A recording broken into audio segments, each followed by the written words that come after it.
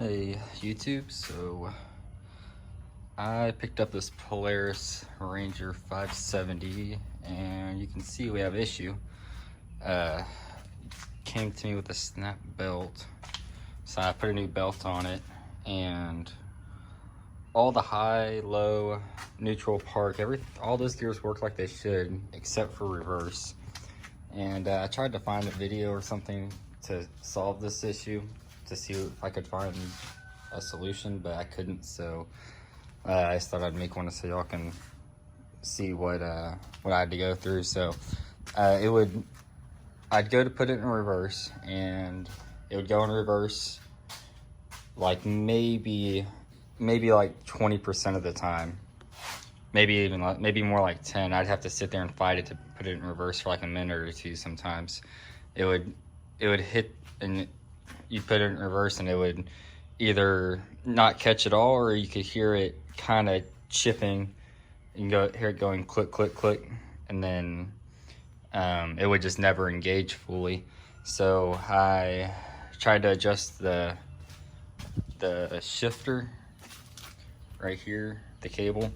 It's adjusted with these two lock nuts right here, but I had no luck with that. So obviously I had a transmission issue here. So I pulled everything apart, and this right here is this small shaft. This is the output shaft right here. This goes to your secondary clutch. So it'll go down through here, and your secondary attaches right there. But here's your reverse chain, and here's the main gear that has the shift fork slots on it. Whenever you do it, go ahead and make sure your shift forks are nice and good. These are nice and straight, they're not bent. All the lips seem good on them, and the notches here, so this is what the shift forks right on to put it in gear. Those all look pretty good. And even turning it by hand here on the bench, I couldn't really get it to engage except for one time. And I found what I think is the issue here. So this right here is the reverse chain sprocket that goes on this slot. It goes in on this rod right here, which is the slot where the shift forks slide. So this gear just slides on there right there, and then all the rest of the shift fork parts go on there. But so to lock it into reverse, these gears have to mesh up with these gears. And what was happening was, you can see how that's rounded off like that? That should be nice and squared off. This side is supposed to have a slope, that's normal. But this is all rounded off right here. You can see, it's just, they're all rounded off. So sometimes it would barely catch on that edge just enough to put it in reverse. But then even when I had it in reverse, it would still pop out of reverse. So if you're having a reverse popping out issue, that could be a possibility also. But I think that's either way, it's definitely an issue here, and I'm hoping it'll solve my reverse issue, and maybe it'll solve yours. I'll do a second part to this video, or I'll add to this video whenever the parts all come in.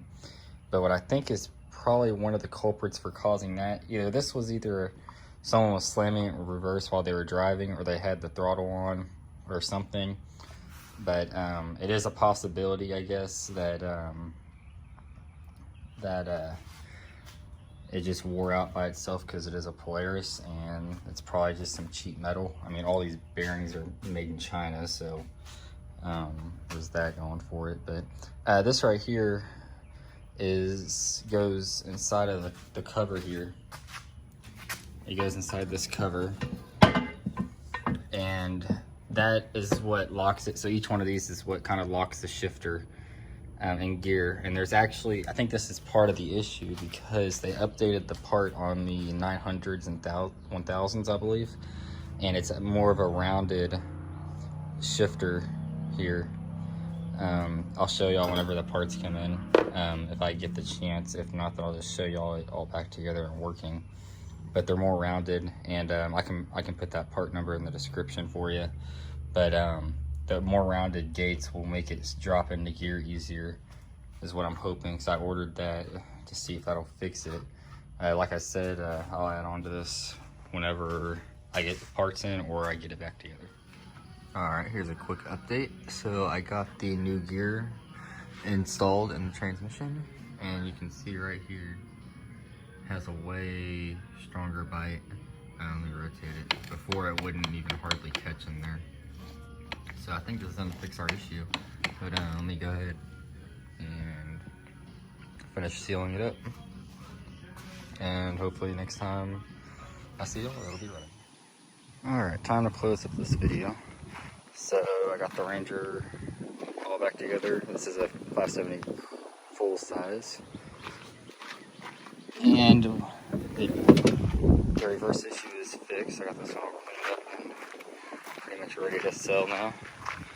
But yeah, so if you're having a reverse popping out issue, or your reverse just clicks instead of fully engaging, or it takes forever to get into reverse, that gear, like I showed earlier, this worn out gear in the transmission is most likely the issue. And like I said, and then there's the one shifter here that goes behind this cover, which will help, not necessary, but it will help solve your, or it might help prevent the gear from stripping again. But here, let me show y'all. This machine only has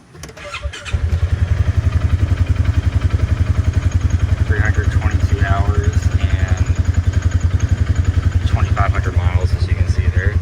But I'm gonna put it in low range, go forward. And there's reverse.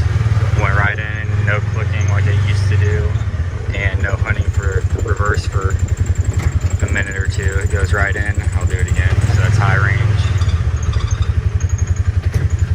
And there's reverse. It goes right in like it should. So if that helps, hopefully it'll help y'all out. I'm gonna show y'all one more thing here. So if you do this, you need to use AGL to put back in the transmission. Use the Polaris stuff, don't use the off-brand. And I also used some of this ultra gray gasket maker. I got it off Amazon to seal up the case. This isn't a video on really disassembling the case, since there's plenty of videos on pulling these transmissions apart. This is just more to focus on the reverse and help you identify what the issue might be, since there was nothing whenever I was looking. But if y'all enjoyed this video, drop a like and a comment, and please subscribe. I'd appreciate it. Y'all have a good one.